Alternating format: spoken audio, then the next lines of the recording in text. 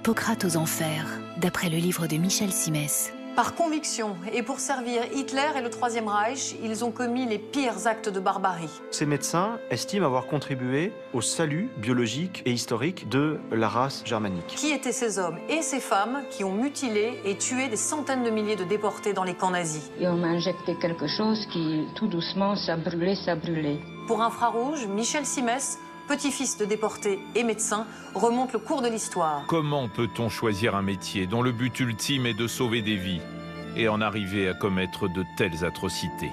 Hippocrate aux enfers, votre documentaire infrarouge inédit, demain soir à 23h05 sur France 2.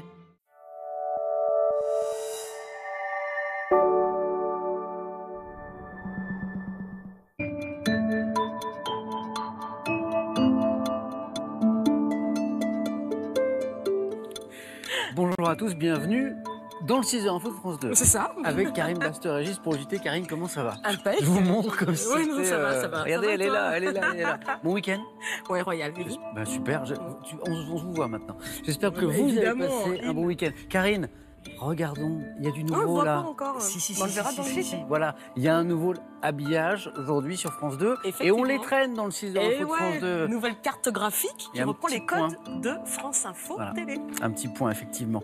À la une, Karine, il y a, on suit bien sûr toujours les crues et les inondations. Effectivement, et le pic est atteint, le pic de crue est atteint, 5,84 m pour la Seine, on en parle dès le début du JT. Ça a commencé à redescendre, en revanche en aval, ça va continuer à grimper un petit peu pendant encore plusieurs jours. Justement, un petit coup d'œil à la météo, à l'heure où on parle, là ce matin ça peut encore changer dans les minutes qui viennent. Une alerte météo qui concerne 8 départements, vous le voyez, la Normandie à l'aube, en passant par la région parisienne, la Saône-et-Loire aussi. Sinon, c'est bien gris aujourd'hui, sauf sur l'extrême sud, du gris, des petites précipitations, les températures. Alors on a une belle douceur, surtout sur la moitié nord, là c'est évident, de 5 à 10 degrés ce matin sur cette moitié nord et de 1 à 7.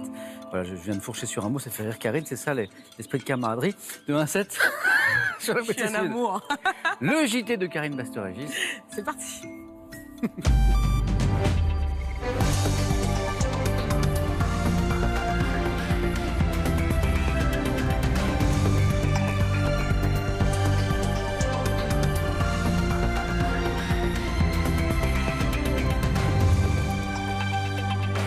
Il est comme à chaque rue de la Seine, celui qui nous offre un point de repère du niveau de l'eau. Le zouave du pont de l'Alma restera bien à moitié au sec.